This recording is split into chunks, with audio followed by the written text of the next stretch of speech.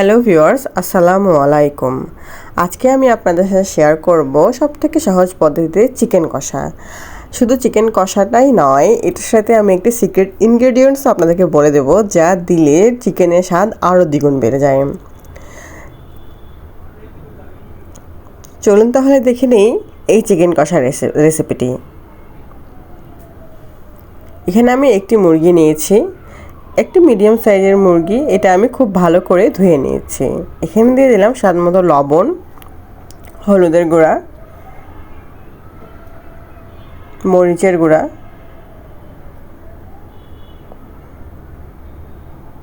ধনিয়ার গুঁড়া আর গরম মশলার গুঁড়া। দিয়ে দিলাম 1/3 কাপ টক দই, আর দিয়ে দিলাম হাফ চামচ ব্ল্যাক পেপার ও হাফ চামচ হোয়াইট পেপার। দিয়ে এটাকে খুব ভালো করে মেখে নেব। দিয়ে এটা আমি রেখে দিলাম সাইডে। এটা আপনারা একটু ম্যারিনেশন করে রেখে দিলে অনেক ভালো হয়। তারপরে আমি এখানে গরম তেলের মধ্যে দিয়ে দিলাম 1 কাপ পেঁয়াজ কুচি, আর দিয়ে দিলাম হাফ চামচ শাহি জিরা। এখানে দিয়েছি আমি 2টা টমেটো পিস করে 4 ফালা করে, দিয়ে দিলাম 2টি তেজপাতা আর গরম মশলা। আমি এখানে গরম মশলার মধ্যে 2টা এলাচ, 2টা লং ও দারুচিনি ব্যবহার করেছি। এটা খুব ভালো করে ভেজে নেব। যখন ভাজা হয়ে যাবে আমি এটাকে একটা বাটনার সাহায্যে বেটে নেব। আপনারা ইচ্ছে করলে নাও বাটতে পারেন, এটা আস্তেও রাখা যায়।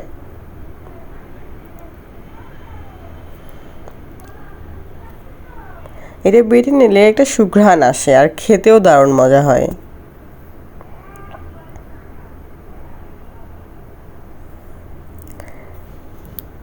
এখন দিয়ে দিব 1 চামচ আদা বাটা ও 1 চামচ রসুন বাটা। দিয়ে একটু ভেজে নেব যেন আদা রসুনের কাঁচা গন্ধটা আর না থাকে।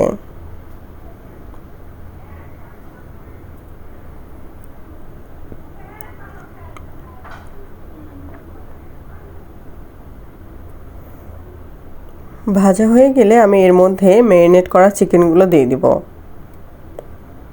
আমি এই চিকেনে কোনো পানি ব্যবহার করব না। এটা একটু কষিয়ে এখান থেকে পানি বের হবে।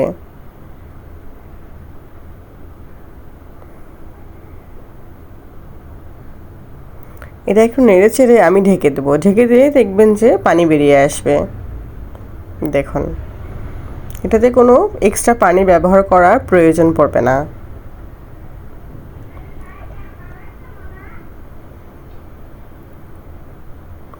কিছুক্ষণ পর পর ঢাকনা তুলে আমি অবশ্যই চেক করে নেব যে চিকেনটা কেমন অবস্থায় আছে।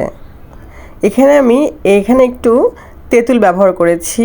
এই তেঁতুল ব্যবহার করার কারণে চিকেনের স্বাদটা সত্যি অনেক বেড়ে যায়। আর দিয়ে দিলাম হাফ চামচ জিরার গুঁড়া। আপনারা একবার এই চিকেনের মধ্যে তেঁতুল ব্যবহার করে দেখবেন, সত্যি স্বাদ অনেক বেশি হয়। আমার তো তেঁতুল ব্যবহার কারণে অনেক ভালো লাগে। এখন এটাকে আমি কষিয়ে রান্না করে নেব।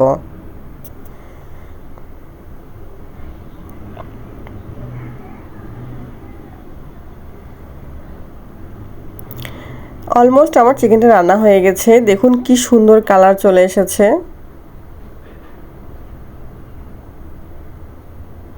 যখন এরকম তেল ছেড়ে আসবে তখন খুব ভালো করে আমরা এটাকে কষিয়ে নেব। চিকেনটা আমার হালকা ভাজা ভাজাও হয়ে গিয়েছে। এটা আমি এখন পরিবেশন করব। এই যে খুবই সহজ পদ্ধতিতে আমার এই চিকেন কষা